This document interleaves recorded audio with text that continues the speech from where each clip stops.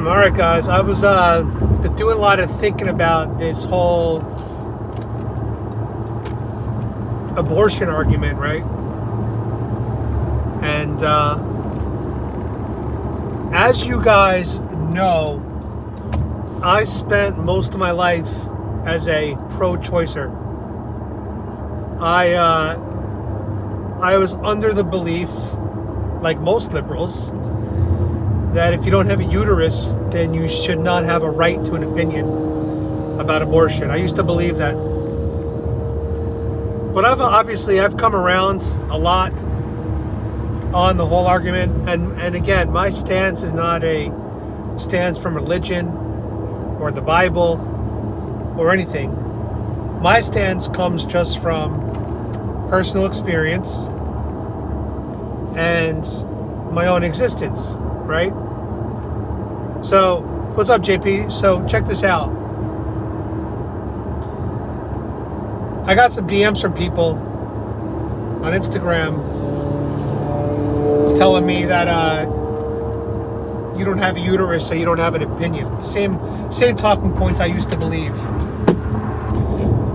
So I really started to think about this, and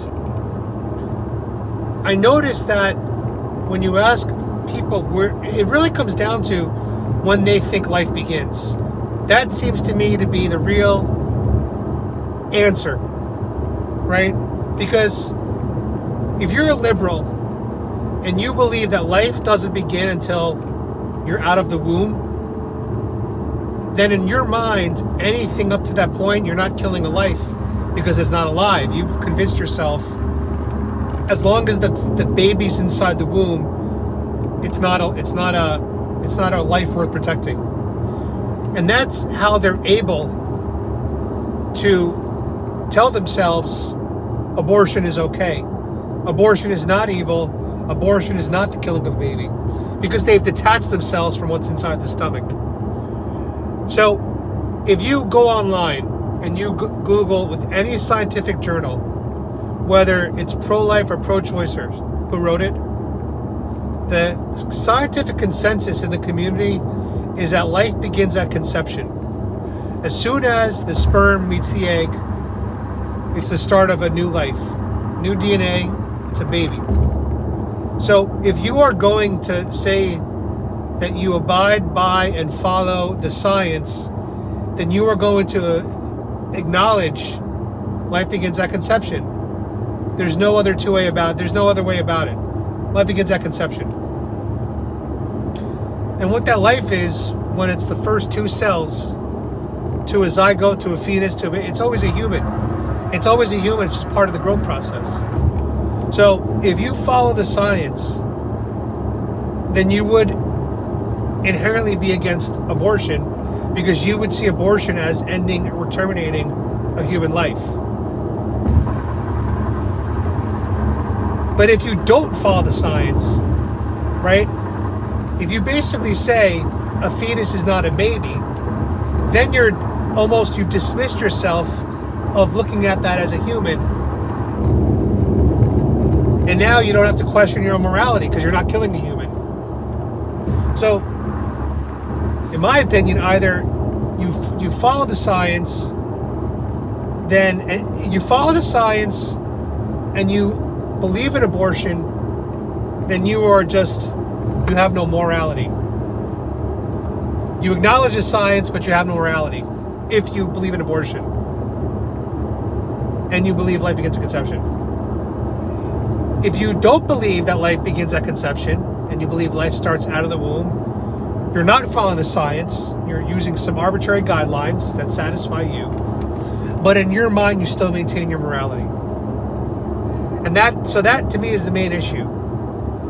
When does life begin? And when is it considered a life? Those are the two questions. When does a life begin? Yes, that's the number one. When does life begin? So that's the question that these people need to ask themselves. And I don't see any other answer besides life begins at conception. I've also started doing more thinking about this, and I'm still trying to grasp with these thoughts, but I wanted to put them out there for you guys to kind of react to in the comments. Since I'm driving right now to Greenville, South Carolina, so I can't really read the comments right now. And the reason why I'm driving so slow is because I'm literally right next to a police car on the highway. So I don't want to go past him, even though I'm going below the speed limit right now. These are the games we play. So I've been thinking about like a woman who gets pregnant and has an abortion. If a woman could do that to her own child, that's a pretty horrible thing to do, right? Like, if you think about that. Like, let's take a step back and look at this from just a humanity level, as us all as a human race. Even though it's not my baby, even though that woman is not me, it doesn't mean I should not be invested in the outcome, right? Because as organisms, we want the human species to survive and thrive and continue on. And so when we are killing ourselves before we have a chance to exist, the most innocent versions of us that have their whole lives ahead of them, there's something wrong about that, where it's like morally okay. We're in their head. There's nothing really wrong. There's so wrong about that. And so my thing is, like, you have a lot of women who are in bad situations, financially, whatever, physically, spiritually, whatever you want to call it, emotionally, intellectually, but they still have the baby and end up being great moms, and the kids end up becoming fine, law-abiding citizens. So you have that outcome, right? Or you have the other outcome, like me, where you're born to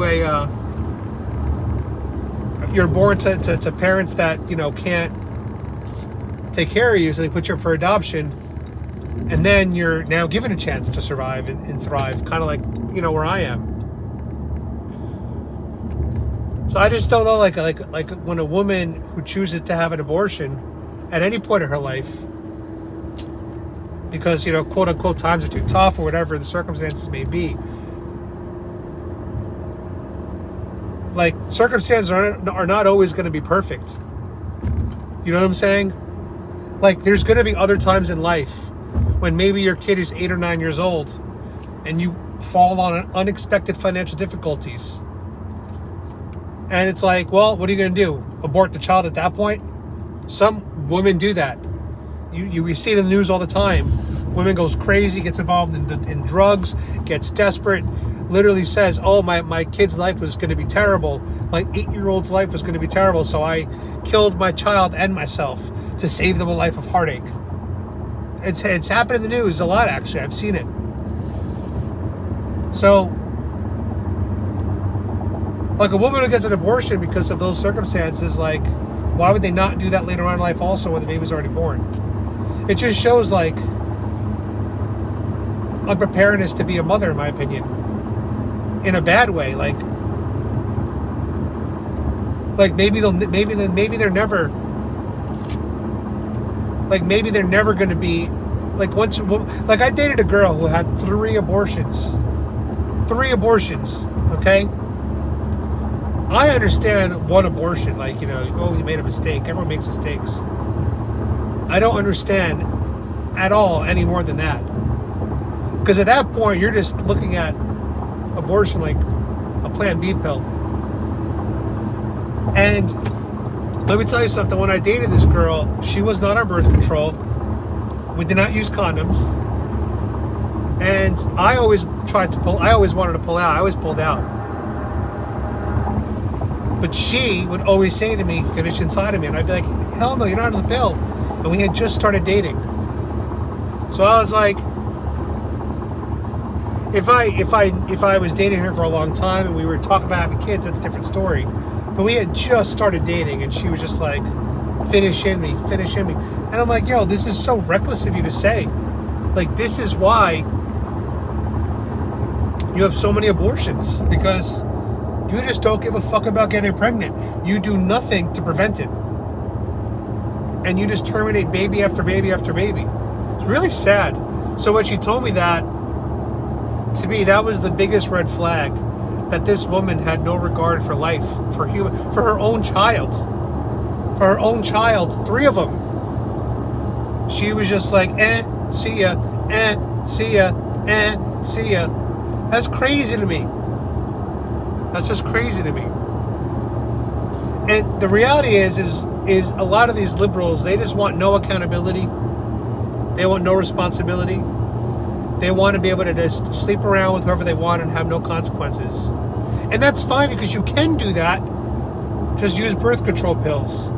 Just use condoms. But if you play with fate and you test intercourse and you end up pregnant, you shouldn't just be like, I'm going to kill this life. My life's not good enough. My life's not ready for this. Like, I used to think, like, even in the case of rape, the baby should be terminated. But even now, on that one, I'm not so sure at all, because it's like, it's not the baby's fault how it was conceived. The reality is the baby is conceived. The baby now exists. It's a human being on this world. Of course, I believe the father who raped the woman should be castrated.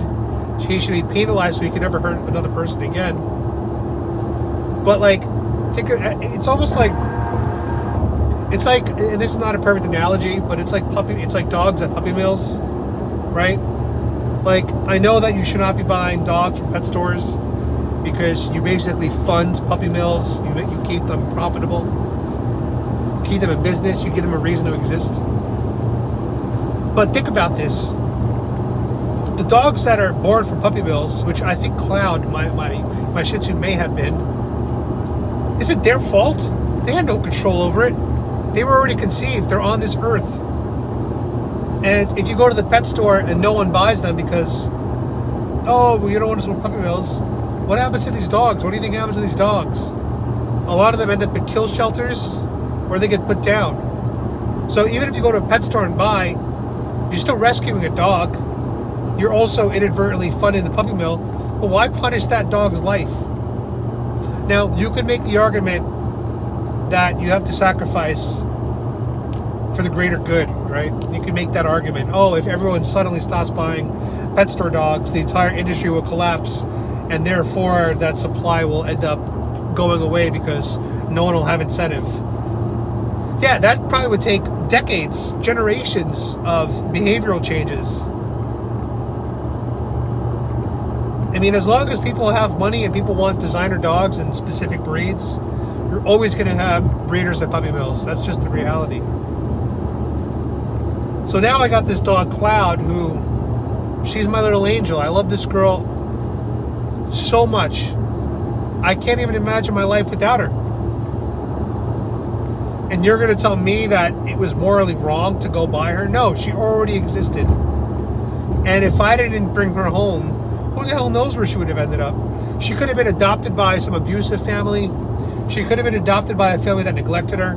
She could have been adopted by a good person but had to work 12 hours a day and left her home, 12 hours a day. This little girl, my girl Cloud's got so much energy. So much energy. That she's with me 24 hours a day. And she's happy and she needs that. And it's wonderful for me. It's wonderful for her. She's got a great freaking life. And we're going to Mexico in 2 weeks again. She gets to run along the beach, meet all the different street dogs. Only the safe ones. But my point of this video is, you cannot follow the science and still be okay with abortion and then believe you have morality. You have no morality at that point. You are the bad guy. Or you have to acknowledge that you don't follow the science. You have some arbitrary guidelines for when life begins, when life ends, or when life begins. Completely arbitrary. In which case you're dismissed of any morality questions because you're not killing a human anymore, because you don't acknowledge science. So that's it. Those are the two options. Either you're following the science, you believe in abortion, therefore you have no morality, or you don't follow the science because you're uninformed, you're ignorant, and morality is not an issue because you're not killing a baby, you're not killing a human. It's just a fetus. It's just a clump of cells. And that is the debate. The debate really comes down to, When does life begin? And if you believe life begins outside of the womb, then you need to have a scientific biological backing to support your claim. And the problem is they have none. Those people have none. When they say, oh, the baby's life starts when it has a heartbeat. No, that also doesn't work, because when we find a single cell living organism, we call that life. So it's life. So that's life at conception. Life at conception is the only consistent answer.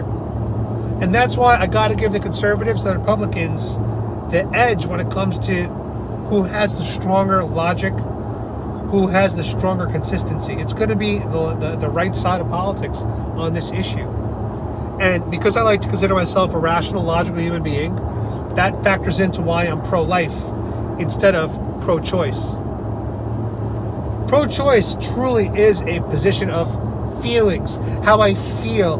When do I feel life begins? When do I think life begins?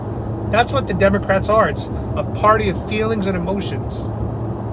So if you could admit that to yourself, that you don't follow the science, you're just going with your gut, then sure, abortion's fine. But if you believe you follow the science, and you follow logic, and you're consistent in your framework, the only answer is pro-life. That is the only outcome. And you know, I hear the debate all the time from people about quote unquote how abortion is the greater good. And I used to that was one of my biggest reasons why I was pro-choice, because there was this book called Freakonomics, where they looked at why crime in New York in the 90s plummeted. And a lot of people said, oh, Giuliani, oh, tighter gun control. That was a factor. But what the study determined was that it was all the kids that were most likely to be criminals, which were kids born to single mothers, were all being aborted in the 70s after Roe v. Wade. So Roe v. Wade basically removed the high-risk criminal population out of the population before they ever existed. That was what they concluded in Freakonomics. Abortion made society safer later on. So I understand that if we were to end abortion, crime would probably increase. But my whole thing is, you can't say we're going to solve crime by killing babies, or we're going to solve crime by minimizing the human race. Like, that's not a solution, in my opinion. That's not only playing God, you're basically Thanos from Marvel. And you know what? He might have had some good points about resources. Like, he's not necessarily a bad guy, Thanos, because he did want to get rid of people indiscriminately. So I'll give him credit for that. The problem is the abortion industry targets a specific group of people, namely black people and Hispanic people, which is why 79% of Planned Parenthoods are centered around low-income black and brown communities. I mean, the reality is it's targeting low-income people who happen to be black and brown. That's the reality. But visually, the easiest way for these companies to just say, where do we go? Let's just find the blackest neighborhoods and the most Latino neighborhoods. That's what their logic is, because most likely those are going to be the poorest. It is correlated. So that's the other thing.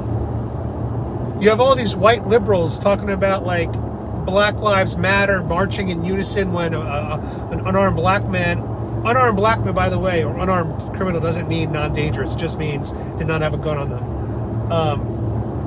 But like, they stand with these unarmed people that are killed by cops,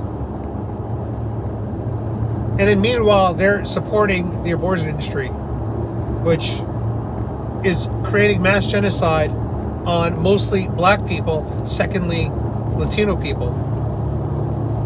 So you can't be a liberal. See, like, most liberals are pro-choice, almost all of them. And most liberals are pro-BLM, allegedly. They claim to be. So you can't have both those thoughts, and there's no consistent logic there. I support abortion and I support black lives. Well, if you support black lives, then you'd be against abortion, because abortion is the #1 killer of the black community. I think the stats are 47% of black pregnancies end in abortion. 47%. That's like almost a coin toss. That means when a black woman gets pregnant, it's a coin toss whether or not she's going to carry the baby to term. That's horrible. And you know, I'm not an expert on this topic. You could go listen to Candace Owens about this, but she talks about we got to put fathers back in the household. And I think that overall, the Black and Latin communities, they need to start promoting different sets of role models in their culture, because I think that a lot of the youth, they're attracted to the wrong things because of the culture, materialistic goods, that thug life. That's not good stuff. That's not how you make a sustainable living for yourself and pass on generational wealth. So I do think the culture's got to change. New role models need to step up. Fathers got to return into all households across the board if they can. So that's my thought. Just to conclude my little rant here, if you are a pro-choicer and you believe in abortion, then you either have no morality or you don't follow the science. But you can't say you do both. You can't say that you have morality and you follow the science, because they directly interfere with each other. And that's what I wanted to come in and say. That is the moral of this story. So anyway, guys, I got another 5 hours to drive tonight. I won't get there until 5:45 in the morning right now. Long drive. All the way to Greenville. But I'll be on my channel this week. Hopefully I'll be meeting some really cool people like Mike Lindell. Some of the Trumps are going to be there from my understanding. And I apparently have backstage passes, so I'm excited to see who I can meet, get some photos with. And I love that you guys can see my back window right now. You can barely see it because it's nighttime, but it says Trump 2024 in the back window. Let them all see it as I drive past them. All right, guys. Share this video, like this video, tell your friends about my channel. New content's coming up all week. Be free, my sheeple.